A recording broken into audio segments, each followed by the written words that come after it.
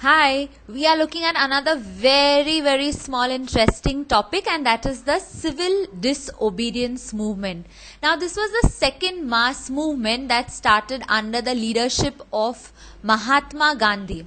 Before we start off, let us see the difference between non-cooperation and civil disobedience. Non-cooperation involved not cooperating with the British government by bringing its administration to a standstill, complete stop. Whereas civil disobedience was an attempt to paralyze the administration. How? By breaking unjust rules, unjust regulations, non-payment of unjust taxes and heavy revenues. During the non-cooperation movement, Gandhiji asked the Indians not to cooperate with the evil, unjust, exploitative British government and made it difficult for the British government to rule over the Indians. During the civil disobedience movement, Gandhiji asked the Indians to defy the unjust salt laws, boycott liquor, boycott foreign cloth and British goods, and violate each and every unjust law. I would now like to read out the small poem written by my ex-student Ishika on the civil disobedience movement. It was not completely successful, it's true, but it did teach us a thing or two. Never before was there a show of such might. Children of a poor mother standing up for their right. A lone man leading thousands following suit. To break unjust laws and unfair acts they could. Without raising their hands or use of fire, they managed to shake the mighty British Empire. Now let us see the factors or causes that led to the civil disobedience movement. So there were two factors. One was the Simon Commission and the second was Declaration of Purna Swaraj. Now if you remember in the 9th standard when we were looking at our constitution, we looked at the significance of 26 January, the Lahore session and all. So we are going to revise that in a short time. But first let us start off with the first cause, that is the Simon Commission. Now what was the Simon Commission? It was formed with a good objective to investigate the need for further constitutional reforms in India. That means the objective was nice. The British wanted to see what other constitutional reforms could be added in. But the only problem was it was a 7-membered commission. All were Britishers. There was not even a single Indian on the panel. Now the Indians were very upset by this. Some were angry, some were irritated. Using a simple classroom example, let me try and explain the feeling that the Indians went through. Now your batch is wonderful. Okay, this is just a small example to help you understand. So don't feel offended at all. Now you all are facing a number of problems. Let's assume that. Okay, and I set up a committee to help the 10th graders out. Yeah. Now on that panel, I am not going to keep a single Indian. Yeah, that is a single 10th grader. I have the audacity of telling that what, the 10th graders are useless. All that they will do when they come in the committee is fight. There will be groupism and there will be no outcome at all. That is why I am taking my 9th graders, wonderful members, to look into the situation. Obviously, it's going to be very painful. Some of you are going to feel insulted. Some of you are going to feel very angry. What will the 9th graders know about your problems? Yeah. And it is an absolute insult that I am putting across y'all. Alright. So out here, the Indians felt it is not fair. Our problems, we should be on the panel. At least there should have been some Indians on the panel, if not a total Indian committee. But it was not done. So the Indians felt it was a violation of their right to self-determine something, deliberate insult to their self-respect, and therefore the Indians decided to respond and react to the Simon Commission. Now there were 3-4 things that took place. When the Congress heard this in 1927 during their Madras session, the Congress decided to boycott the commission at every stage because they said this is an absolute violation of our rights. Very surprisingly, even the Muslim League and the Hindu Mahasabha decided to support the decision of the Congress, boycotting the Simon Commission. Now, this is the thing before the Simon Commission actually even came into India, but the preparation was done. People started reacting to the statements. Now, on 3rd of February 1928, when the Simon Commission finally reached Bombay, an all India Hartal was organized. And as you can see in the image shown out here, wherever the Simon Commission went, it was greeted with black flag demonstrations, shout-outs, hartals, slogans, Simon go back. Yeah? And because the Indians were excluded from the Simon Commission, alright, and the Britishers had the audacity of saying that the Indians will only fight and there will be no outcome, whatever. Now, as a reaction to their exclusion from the Simon Commission, each and every practical possible political party at that point in time came together under the leadership of Motilal Nehru, and they unitedly submitted a report which was called as the Nehru Report.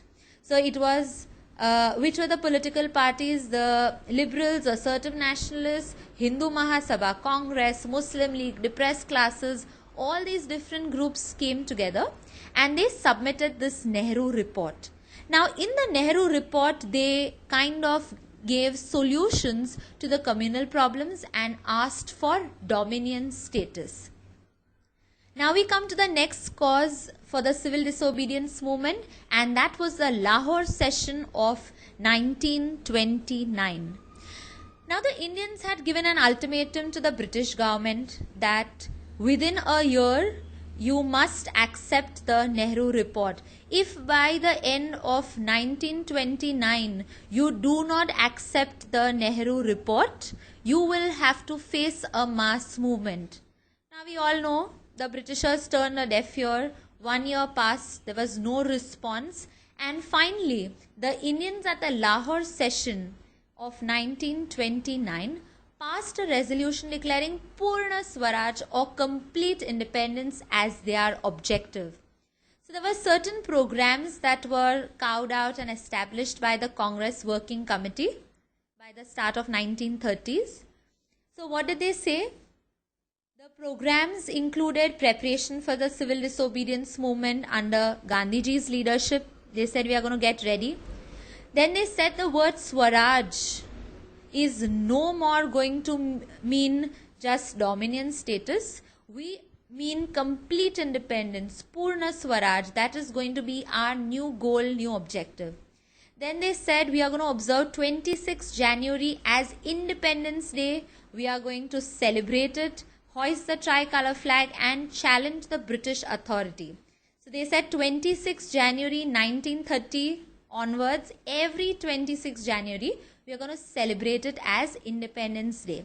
And there were certain members of the legislature also who decided to withdraw, resign, and they said we are going to stop all possible associations with the British government. So these were the two important causes for the civil disobedience movement.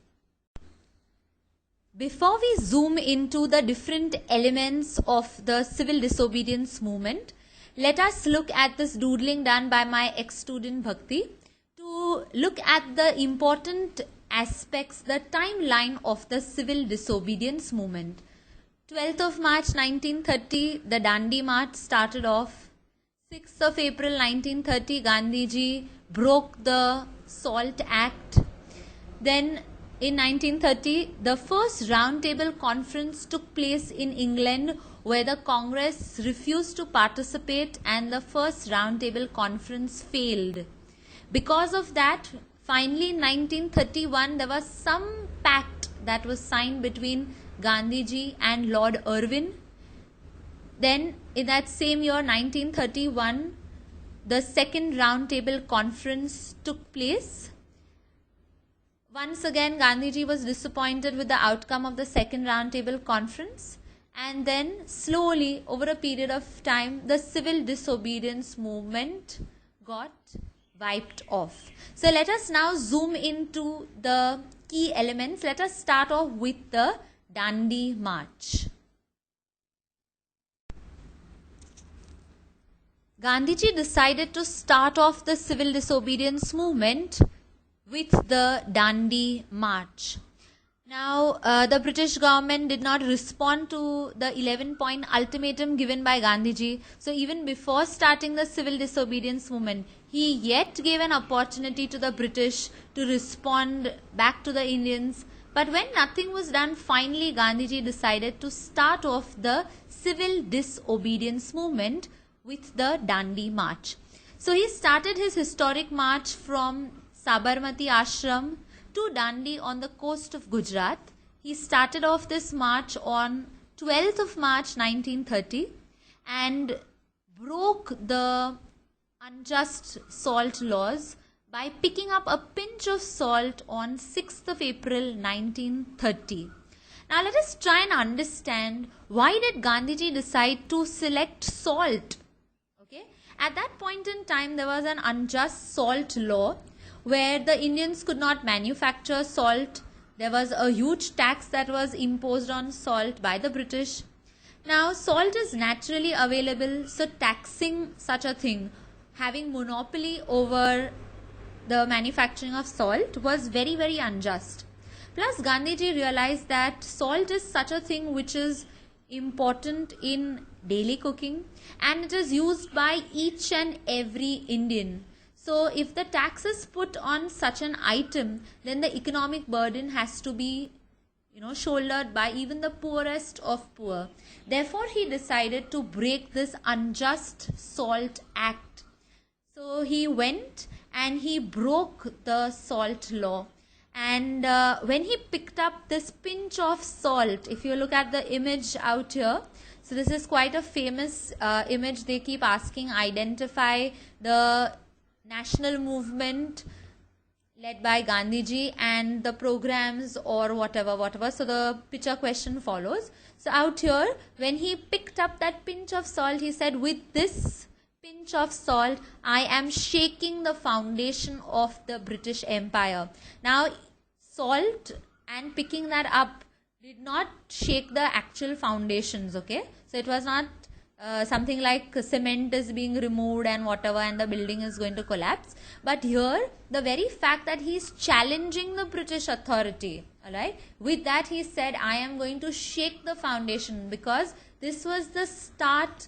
Gandhiji encouraged the people to break many, many more unjust laws, unjust practices, unjust policies of the British. So what were the programs of the civil disobedience movement? Defiance of unjust salt laws, non-payment of unjust taxes, heavy land revenues, boycott of liquor, boycott of foreign cloth, boycott of British goods of all kinds. So with this, the civil disobedience movement started off. Let us now see the Gandhi-Irwin Pact. So I just want you to zoom in on the image that I have shown out here. One of my ex-students, Krisha, she interpreted it very brilliantly, like, she put it on legal paper and she wrote the clauses of the Gandhi-Irwin Pact. And the other ex-student of mine, Meet, he put it in a poetic form, which you can read later. So out here, what was this Gandhi-Irwin Pact, also called as the Delhi Pact? Now out here, as I told you, the first roundtable conference was held in England to look into, once again, constitutional reforms in India.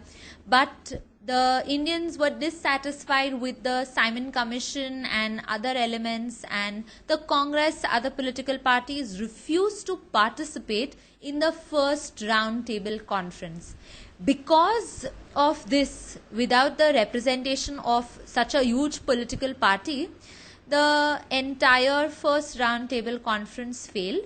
So the Britishers now decided to do something else. Now at that point in time, Gandhiji was in jail.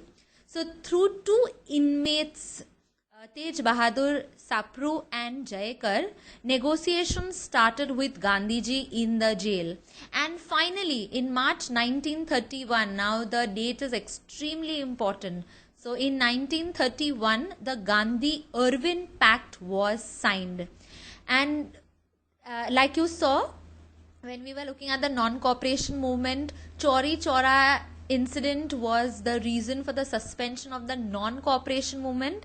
Like that, what was the reason for the suspension of the civil disobedience movement was the Gandhi-Irwin Pact. So don't get confused and don't jump to conclusions when you see reason for suspension. See which movement are we talking about. Now let us move further and see what were the clauses, what were the agreements in the Gandhi-Irwin Pact. Now, if at all I ask you this as a 3-4 marker Gandhi-Irwin Pact, that means you have to tell me what did the British agree, what did the Congress agree. If I am very specific and if I ask you what were the promises made by the Congress or Gandhiji, you only talk about those points and don't tell me anything about the British aspects. Okay, so read the question carefully and attempt the answer. What were the agreements? What did the British agree to let go, give in? What were the clauses from the side of the British? What did Lord Irwin promise? All these elements are the same. So let us see what were the clauses from the side of the British. They said we are going to allow the Indians near the coast to manufacture salt, peacefully allow them to stand outside the liquor shops or foreign cloth shops and shout out slogans. So that's called picketing of shops. So they said we will allow that. We will not hit and hurt people. Then they also promised that we will release all the political prisoners who had participated in the civil disobedience movement except if they were found guilty of any kind of violence. And the fourth thing they said, we will withdraw all ordinances and end persecutions. Now ordinances are authoritative laws. Persecution is ill treatment, it could be hostility, oppression based on any religious, political beliefs or race of the people. So the British promised these things, and what did Gandhiji or the Congress agree in return, or what did the Congress agree, what did the Congress promise? They said we are going to suspend the civil disobedience movement, participate in the second roundtable conference, and the third thing, we are not going to press for investigation into police excesses. Now what do I mean by not press for investigation is not to interfere, not to look into police excesses. Now what were police excesses? One is they misused their power, they carried out drain of wealth. Second is they misused their political authority as officials. So Gandhiji said we are going to stay away from this and we are not going to investigate further into how the police are misusing their authority. So these were the clauses of the Gandhi-Irwin Pact. Okay, very, very important answer. It has been asked a number of times. What I want you all to do is take a new ruled sheet. On top, please write down the name of the chapter, Civil Disobedience Movement. Then write down activity doodling. Caption it as the Gandhi-Irwin Pact. Take 5 minutes and I want you to put the promises made by the British on one side. Doodle out small elements, okay, and doodle out elements showing me the promises made by Gandhiji. So try and show me a visual representation of the clauses of the Gandhi-Irwin Pact. Don't spend more than 5 minutes over it. Once you are done, let us move ahead and look at the second roundtable conference. In the second roundtable conference, Gandhiji attended the conference as a sole representative of the Congress. During the conference, Gandhiji soon realized that there was a huge deadlock on minority issues with separate electorates, that is separate election rights being demanded, not only by the Muslims, but also the depressed classes, the Indian Christians, Anglo-Indians, and many, many others. He also realized that the question of independence, setting up a responsible government, moved into the background, and the British refused to give in to the demands of the Indians' grand dominion status. So Gandhiji returned to India very, very disappointed, and he once again resumed the civil disobedience movement. So he had temporarily suspended it during the, because of the Gandhi-Irwin Pact. He went, attended the second roundtable conference, but when he saw that the entire second roundtable conference failed, it was not worth it, he once again came back to India and he started off the civil disobedience movement again. Alright. Now, if I ask you an application-based question like, what was the significance, what was the importance of the second roundtable conference, you don't have to worry. The entire answer remains the same. You just have to smartly play with keywords. Now, in one of the board papers, they had asked this question, the significance, importance of the second roundtable conference. So, how will we start off? We are going to say that what was the importance, that Gandhiji was chosen as the sole representative of the Congress for this roundtable conference. Second is, Gandhiji realized that leaders were only concerned about their own interests.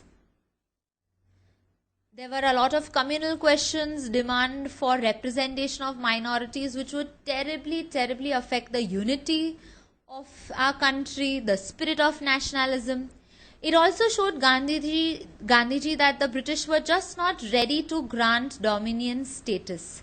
And it made him take steps to revive the civil disobedience movement in January 1932. So all these were the important elements of the second roundtable conference. Now we come to the finish line.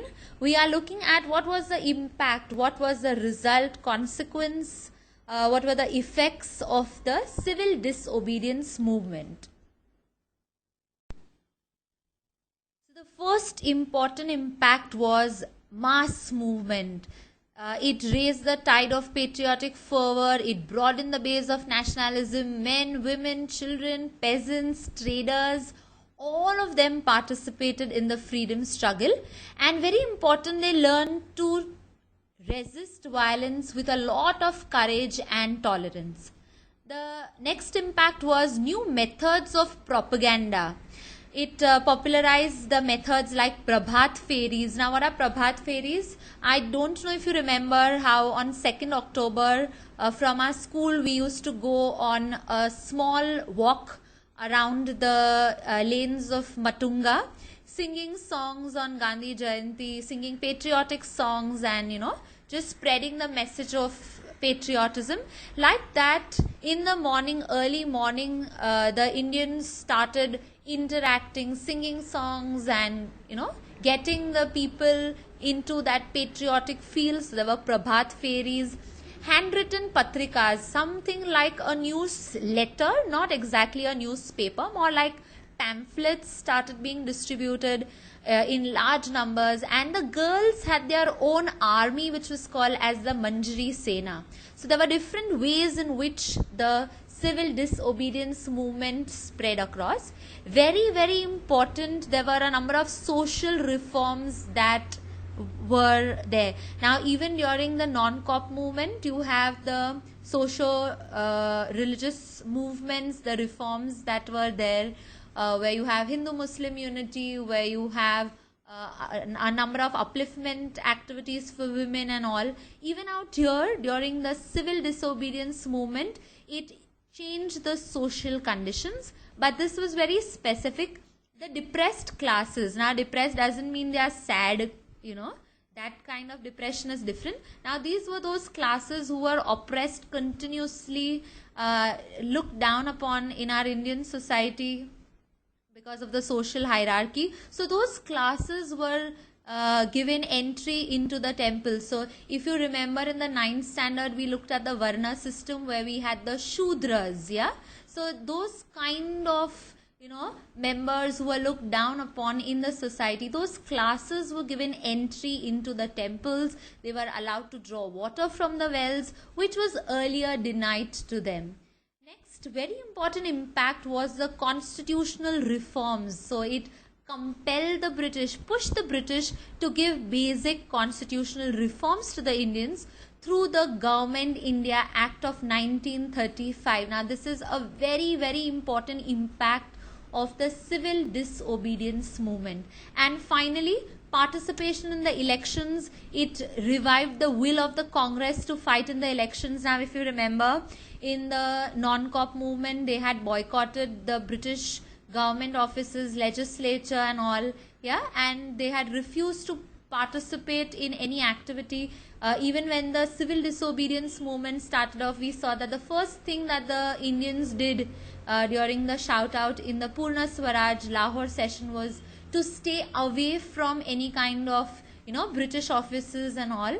Now this impact was so much that once again the Congress decided to participate in the elections and help out the Indians from within the British government. So in 1937, when elections took place, the Congress got positive results and it got a number of seats in the Central Legislative Assembly and the Provincial Legislative Assemblies. So if we see 1, 2, 3, 4, 5 important points.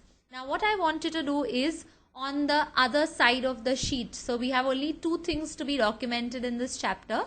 We have looked at the Gandhi-Irwin Pact doodling, and this is the last requirement for this chapter. So I wanted to write down the caption, impact of the civil disobedience movement. I just wanted to write down the caption of the activity, keywords recall. Take 5 minutes to copy down the keywords given in green. So let us once again quickly do the keywords, alright? Mass movement, raise the patriotic fervor, peasants, traders, tribals participated. Then you have new methods of propaganda, Prabhat Fairies, Patrikas, Manjari Sena, social reforms, entry into temples, access to wells, constitutional reforms, Government India Act of 1935, then participation in elections, revived the will of the Congress to fight the elections, and 1937 Congress achieved positive results. Okay, so once you are done with this, I wanted to just move further. There are 2 slides on which I have shown how my students have interpreted and shown visuals of the impact.